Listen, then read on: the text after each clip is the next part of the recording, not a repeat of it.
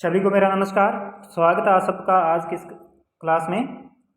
तो अपना जो फर्स्ट ग्रेड इकोनॉमिक्स का बैच चल रहा है उसमें व्यष्टि कंप्लीट करवा दी थी और उसके 2-4 टॉपिक कोई रह रहे हैं, वो भी हम आगे कर लेंगे। और हमारा जो टॉपिक चल रहा है वो चल रहा है उपभोग परिकल्पनाएं। और पिछली क्लास में हमने उपभोग फलन के बारे में पढ़ा था और आज की इस क्लास में हम बात करेंगे औसत उपभोग प्रवृत्ति और सीमांत उपभोग प्रवृत्ति के बारे में। काफ़ी इम्पोर्टेंट टॉपिक है ये। और एक और बात मैं आपको बता दूं, प्लीज़ आप टेलीग्राम चैनल ज़रूर ज्वाइन कीजिए। वहाँ पर आपको जो क्वेश्चंस वगैरह तैयार हो रहे हैं उनकी PDF वगैरह वहाँ पे प्राप्त होंगी। तो टेलीग्राम चैनल को ज़रूर ज्वाइन कीजिए, उसका लिंक आपको जो है डिस्क्रिप्शन में दिया गया है। तो चलिए शुरू करते हैं आज की क्लास। औसत उपभोग प्रवृत्ति, APC, औसत उपभोग प्रवृत्ति। ठीक है, देखिए औसत उपभोग प्रवृत्ति है क्या।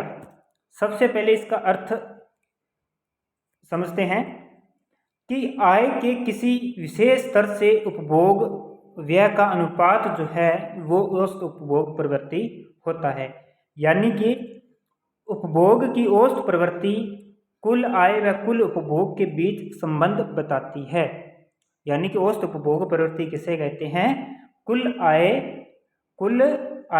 और कुल उपभोग के बीच संबंध बताती है। कुल आय और कुल उपभोग का अनुपात क्या होता है? औसत उपभोग प्रवृत्ति होती है। इसके फॉर्मूले की बात करें तो इसका फॉर्मूला है APC बराबर C/Y। C से यहाँ पर अर्थ है कुल उपभोग, Y से अर्थ है कुल आय। ठीक है, ये है औसत उपभोग प्रवृत्ति। इसमें देखिए कि आय बढ़ने पर APC घटती है, ये बात मोस्ट इम्पोर्टेंट है, डायरेक्ट क्वेश्चन बनता है। तो ये बात आपने ध्यान में रखनी है कि आय बढ़ने पर APC जो है वो घटती है। तो ये घटती क्यों है? क्योंकि उपभोग पर व्यय की गई आय का अनुपात जो है वो कम होता जाता है, इसलिए ये घटती जाती है। ठीक है, तो ये डायरेक्ट क्वेश्चन आता है, आय बढ़ने पर APC घटती है। इसके बाद में बात करते हैं सीमांत उपभोग प्रवृत्ति की, MPC की। देखिए MPC सीमांत उपभोग प्रवृत्ति ये क्या है?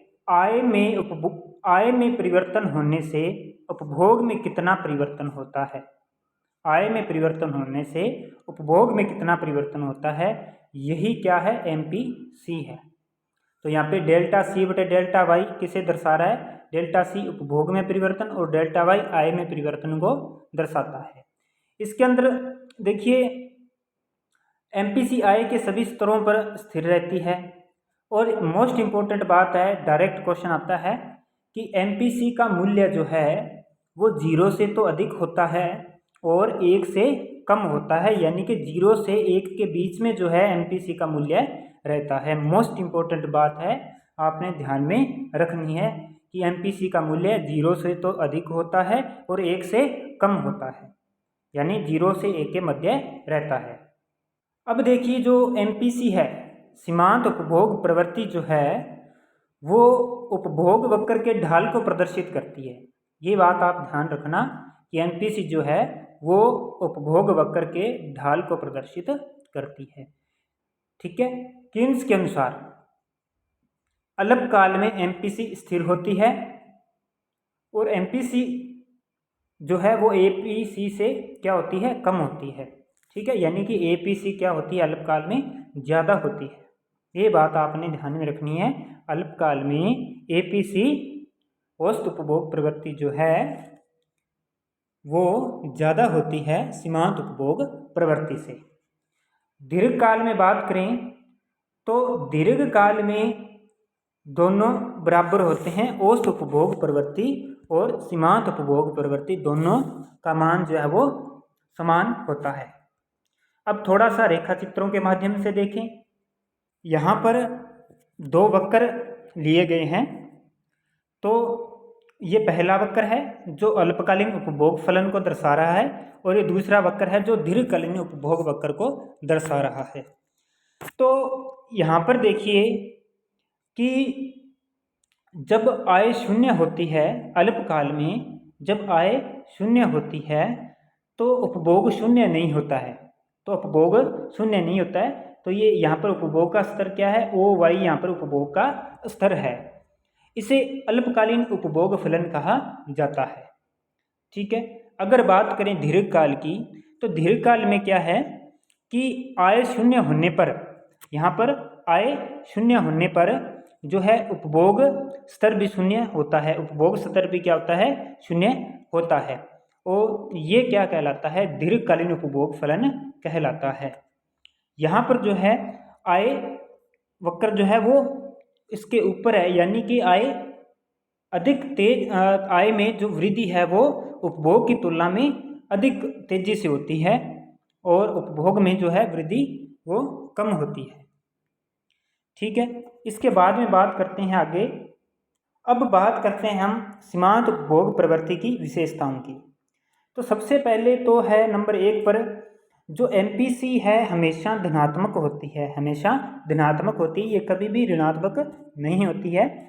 तो यानी कि जब आय बढ़ती है तो वह सारी की सारी उपभोग पर तो व्यय नहीं की जाती, लेकिन जब आय घटती है तो उपभोग जो है उस अनुपात में नहीं घटता है जिस अनुपात में उसमें वृद्धि होती है, और उपभोग कभी भी शून्य नहीं होता है, लेकिन एमपीसी जो है वो हमेशा धनात्मक ही होती है।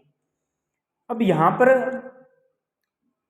नंबर 2 पर बात करें, निर्धन वर्ग जो है, गरीब लोग जो है, उनकी एमपीसी क्या होती है, अधिक होती है, क्योंकि उनकी आय का स्तर कम होने के कारण वे सारी आय अपने उपभोग पर व्यय कर देते हैं।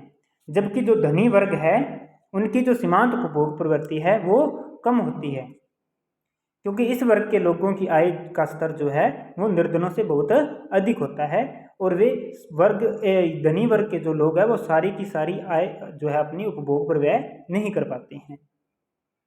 इसी का ही कारण है कि अल्प विकसित देशों में जो एमपीसी है वो अधिक होती है और विकसित देशों में एमपीसी कम होती है। ये सारे फैक्ट हैं, ये आपने ध्यान में रखने हैं। डायरेक्ट क्वेश्चन बनता है कि अल्प विकसित देशों में एमपीसी का मान कैसा होता है, कम होता है, ज़्यादा होता है, तो ये बातें आपने ध्यान में रखनी है। अब बात करते हैं अल्पकालीन एमपीसी की तुलना में दीर्घकालीन एमपीसी अधिक होती है। ठीक है। जो अल्पकालीन जो सीमांत उपभोग प्रवृत्ति है उससे जो दीर्घकालीन सीमांत उपभोग प्रवृत्ति है वो अधिक होती है।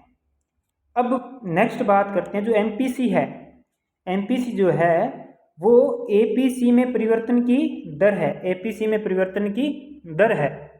इसके बाद में बात करें यहाँ पर अल्पकालीन उपभोग फलन की बात करें तो C बराबर A प्लस BY जो है वो अल्पकालीन उपभोग फलन है, लेकिन दीर्घकालीन उपभोग फलन की बात करें तो वो C बराबर BY है। ये भी डायरेक्ट आपके जो डायरेक्ट एग्जाम में क्वेश्चन पूछे जाते हैं सेम टू सेम लाइन मैंने हूबहू ये उठाई हैं। आपको इनको अच्छे से समझने की ज़रूरत है, अच्छे से याद करने की ज़रूरत है। तो आगे की जो क्लास आएगी उसमें हम जो है इनके बारे में और विस्तार से बात करेंगे। तो चैनल को सब्सक्राइब नहीं किया तो चैनल को सब्सक्राइब कीजिए, ज़्यादा से ज़्यादा शेयर कीजिए, टेलीग्राम चैनल को ज्वाइन कर लीजिए, लिंक आपको डिस्क्रिप्शन में दिया गया है। मिलते हैं अगली क्लास में। Thank you.